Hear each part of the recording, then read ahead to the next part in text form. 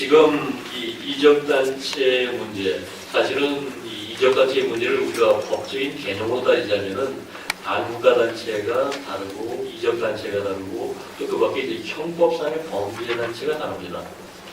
근데 그동안에 있어가지고 이제 가장 많이 문제였던 것이 이적단체입니다. 왜냐하면 이제 반국가단체는 이제 북한, 내지는 이제 북한의 지시에 의해서 직접적으로 움직이는 아주 극소수 예외에 대해서만 이적이 됐습니다. 그리고 이제 현재 조금 더 엄격해진 법원의 판례에 따르자면 반국가단체는 북한 위에서 거의 인정을 안 하는 경향입니다. 반면에 이제 북한의 지령을 받았거나 혹은 직접적인 지령을 받지 않았다 하더라도 북한의 어떤 사상이나 여러 가지 이제 통일 정책이라든지 뭐 이런 것들, 개별 정책 같은 거에 동조해서 그래서 이제 그쪽을 따라서 하는 단체를 우리가 이적단체라고 부릅니다.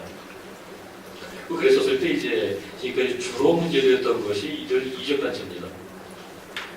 그리고 이제 형법상의 범죄단체는 뭐 조금 전에 이제 김수철 의원님께서 조폭들 뭐 이런 것들 예를 드셨는데 그 외에 이제 다양한 형태의 범죄단체들, 형법상 금지되는 단체들이 있겠죠. 그런데 이제 현행법의 문제라고 하는 것은 그렇습니다.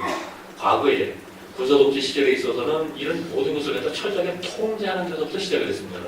그래가지고 이제 사회단체 전반에 대해 가지고 사회단체 등록에 관한 법률을 두고 거기서 하나하나를 갖다가 등록하도록 하고 등록 안 하면 뭐 활동 못하게 하고 그 등록한 것에 대해서도 뭔가 좀 마음에 안 든다, 불법성이 있다 하면은 그 등록 취소를 통해서 해산을 시키는 이런 방식으로 했었는데 이게 이제 민중화되면서 이 사회단체 등록에 관한 법을 신고에 관한 법률을 바꿨습니다. 그러면서 이제 그냥 정부에서 허가를 받아가지고 등록을 하는 게 아니라 그냥 신고만 하면 자동으로 해결되는. 하지만 그 경우에 있어서도 어떤 불법성이 인정이 되면은 그 신고를 통해서 이 사회단체로서 정부가 확인하고 있는 것들을 갖다가 아 이건 불법성이 있다.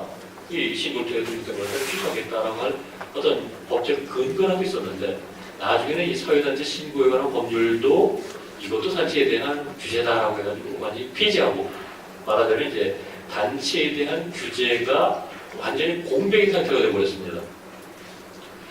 그러고 나가지고서 이제 여러 가지 문제들이 제기되기 시작한 것이죠. 최근에 이제 2010년 같은 경우에 있어서 대법원에서 이적단체임을 확인하면서도 그리고 이제 그 이적단체를 구성하고 활동한 것에 대한 처벌 규정은 있거든요. 그래서 이제 처벌하면서도 정작 단체 자체에 대해서는 어떤 개선의 근거가 없다라고 해서 해설을 못하는 이런 일들이 이제 반복되는 그런 상황이 제기되면서 이 이적단체 문제에 대해 가지고 관심이 높아졌습니다. 최근에는 이제 통진당 문제, 통합진보당 문제가 이 문제를 다 이제 더욱 심각하게 만들고 있다고 볼 수 있습니다. 예전에는 이제 정당 예산이라고 하는 것이 법상으로는 있지만 설마 정당 예산 실제로 발생할까? 라고 해가지고 이제 별로 관심들을 덜 두고 있다가 이제 위원정당 예산심판이 청구가 됐고요. 헌법재판소의 결정을 어떻게 내리냐에 따라서 실제로 정당 예산이 가능한 상황이 되어버렸습니다. 근데 여기서 이제 우리가 통진당과 관련해서 생각해야 될 것은 이 통진당 자체가 해산되는 것은 헌법의 명문으로 규정했기 때문에 이런 뭐 이적단체나 범죄단체에 대한 해산의 근거 조항 없이 해산될 겁니다. 그런데 문제는 무슨 것입니다. 사실 정당을 해산한다고 하는 것은 굉장히 심각하고 중대한 문제입니다. 한편으로서는 이게 역사적으로 독일의 나치당 같이 어떤 민주주의를 파괴하는 정당 이거 다시 생겨나서는 안 된다라고 하는 어떤 역사적 반성에서부터 시작해서 독일에서 처음 도입했고 그리고 우리나라에서 이 제도를 갖다 또 도입할 때는 이 위원정당 해산이라고 하는 것이 한편으로서는 그런 민주주의를 파괴하는 정당을 규제하는 것이지만 또 다른 한편으로서는 이게 정부 여당이 야당을 일방적으로 탄압하는 이런 것을 막기 위한 제도이기도 하거든요. 그래서 독일에서는 이것을 정당 특권이라고 부릅니다. 또 우리나라에서 이 제도를 도입한 역사적인 배경을 보고 그게 좀 더 분명해지는데 1050 말기에 이제 그때도 이제 명칭이 좀 비슷하네요. 진보당 사건이 있었습니다. 이 조광환 선생이 이끌던 진보당이 있었는데 이게 내무부의 행정처분으로 해산이 됐습니다. 나중에 과연 그러한 행정처분이 정당한 것이냐 법원의 판결로 결국 이제 대법원까지 가가지고서 아 이건 정당하지 않다라고 해서 이 해산은 취소가 됐습니다.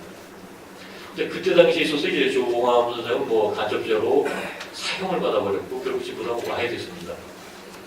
이런 식으로 정부에서 일방적으로 야당을 해산하는 이런 일이 재발돼서는 안 되겠다라고 해서 독일식의 제도를 받아들이면서 위헌정당 해산이라고 하는 것이 도입이 됐고, 결국 지금 이 통합진보당 같은 경우에 있어서도 정부에서 제소하기까지는 권한을 가지고 있지만 이제부터는 공이 헌법재판소로 넘어가서 헌법재판소가 어떤 결정을 내느냐에 따라 가지고서 걔는 될 수도 있고 안 될 수도 있다. 즉 여기서는 정책 판단이 아니라 순수한 법적 판단으로 넘어가는 이런 상태가 되는 겁니다. 그런데 일단 이 위헌정당으로 인정되게 됐었을 때는 그럼 나치당과 같은 굉장히 위험스럽고 민주를 파괴하는 정당이라는 그런 결정이 되게 될 것이기 때문에 거기에 대한 후속 조치도 매우 강력합니다. 최근에 있어서는 어떤 소속 의원들이 의원직 문제 가지고서 논란이 있지만 그걸 접어두더라도 지금 현행 정당법상으로도 대체 정당의 금지라든지 자녀세력 구속이라든지 유사명칭의 사용 금지라든지 여러 가지 강력한 조치들이 있거든요. 그런데 지금 대체 정당을 금지하고 하우조직 같은 거 해산했었을 때 법적 근거가 없습니다.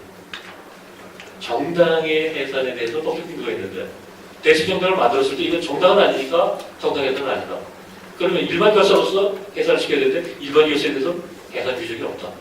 이게 결국 입법적인 모순. 아까 이야기했던 심각한 입법적인 공백 사태가 벌어지고 있는 겁니다.